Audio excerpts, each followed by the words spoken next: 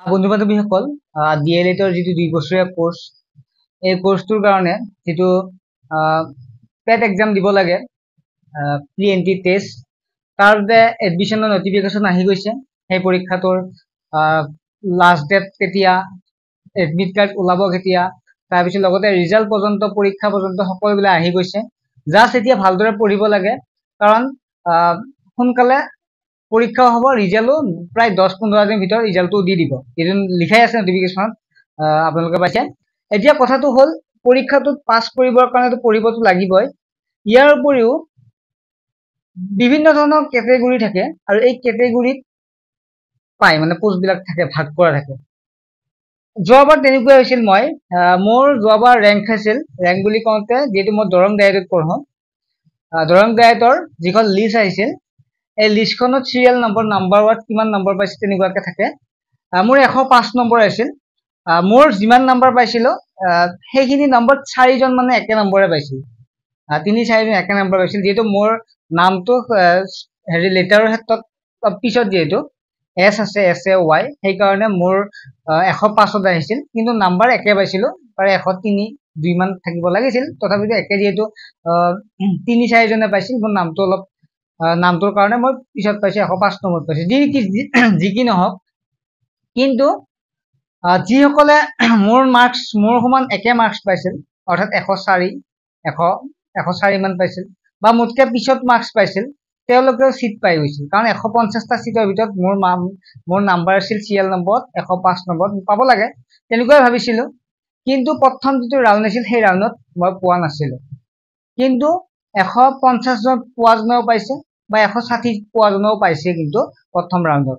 কিন্তু য'ত মই 150টা চিটৰ ভিতৰত 105 নম্বৰ পাই পোৱা নাছিলো। গতিকে এইটো কথা তোমালোকক জনাই থৈ দিওঁ, যে কি হয়, যে ডিএলএড এক্সাম দিওঁতে যিটো নাম্বাৰ থাকে, এই নাম্বাৰটো চিৰিয়েল নম্বৰত যদি 105 নহয়, প্ৰায় 100ৰ তলতো থাকে, নাপাবও পৰা চিট। মোৰ বন্ধু তেনেকুৱা হৈছে, এজন বন্ধু প্ৰায় 47 নম্বৰ আছিল। 47 নম্বৰত থাকি 150টা চিটৰ ভিতৰত 47 নম্বৰত থাকিও চিট পোৱা নাছিল। কিহৰ কাৰণে মই কৈ আছো, যে 30% থাকে চাইন্সৰ বাবে, 100টাৰ ভিতৰত 30টা থাকে চাইন্সৰ চিট, ঠিক আছে। গতিকে 150টা কিমান থাকিব, 150টা 45টা থাকিব। বুজি পাইছা নহয়? 150টাৰ ভিতৰত, যিহেতু 100টাৰ ভিতৰত চাইন্সৰ নামত চিট থাকে, কিমান থাকে, 30টা থাকে, 30% থাকে। গতিকে 150টাৰ ভিতৰত চিট কেইটা থাকিব, 150টাৰ ভিতৰত 30% কিমান হ'ব, 15 হ'ব। 15 নম্বৰ থাকিব। 100 যদি 30 হয়, গতিকে 50ৰ 15 150টা, মানে যিহেতু ডায়েট আৰু BTC দুখন আছে, মই গোটাইখিনি কৈ আছো। এই দুখনে 150টা চিট আছে। দৰঙত 150টা আছে।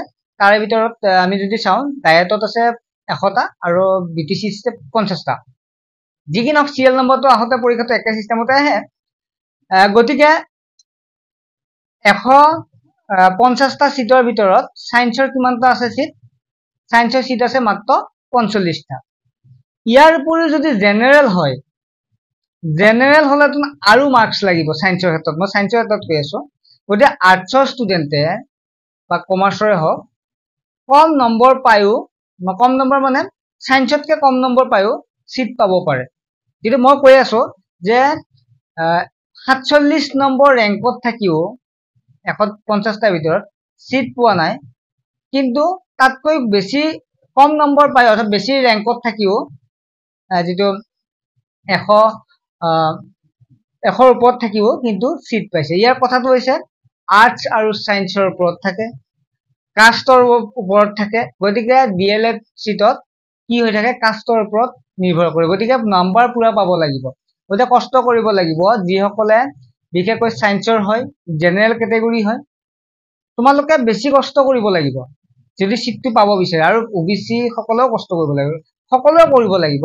কিন্তু জেনেৰেলে বেছি মাৰ্কছ বেছি লাগে, আৰু যদি চাইন্স হয় তেতিয়া আৰু বেছি মাৰ্কছ লাগে।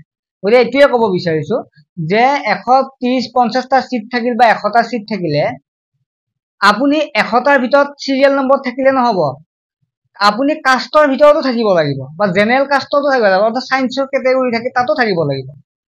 গতিকে সেইকাৰণে মই কৈছো যেটো সময় আছে ভালদৰে পঢ়িব লাগিব আৰু এই ডিএলএডত চিট পাবৰ কাৰণে ঠিক আছে আৰু ইয়াৰ উপৰি কিতাপবিলাক বিভিন্ন ধৰণৰ কিতাপ আছে মই এখন আনিছিলো বাৰু এইখন হৈছে যেটো ডিএলএড এন্ট্ৰেন্স টেষ্ট বুলি ইয়াতে আগৰ কুৱেশ্যন বিলাকো আছে ল'ব পাৰিব এইখন দামটো যি চাও তেনেহলে এক মিনিট এইখন দাম লৈছিল 325 টকা লৈছিল এতিয়া 330 35 ইমান মান লৈ যাব গতে যিয়ে নহওক এনেকুৱা এখন গাইডবুক ল'ব পাৰিবা আৰু আমাৰ ইউটিউব চেনেল এই যেটো চেনেল আছে এই চেনেলটো জৰিয়তে মই বাৰু দি দিম কুৱেশ্যন পেপাৰ বিলাক বা কুৱেশ্যন আনসাৰ বিলাক দি দিম চাব পাৰিব ইম্পৰ্টেন্ট কুৱেশ্যন আনসাৰ বিলাক হক বা বুজাই দিম মেথছ বিলাক মই একচুয়ালি মই ক্লাছ কৰো ক্লাছ 9 10 ৰ কৰি আছো লগতে গ্ৰেড 4 ৰ কাৰণে বিভিন্ন ভিডিও বিলাক প্ৰস্তুত কৰি আছো গতিকে যদি ডিএলএড ৰ কোনোবা থাকে বা যিসকলে বিচাৰে কমেন্ট এটা কৰি দিব তেতিয়া মই ডিএলএড ৰ কাৰণে দি দিম ইম্পৰ্টেন্ট হিচাপে যেটো মোৰ তাত বহুত নোটছ আছে নোটছৰ পৰা কপি কৰি মানে ফটো মাৰি হলেও ভিডিও আকাৰে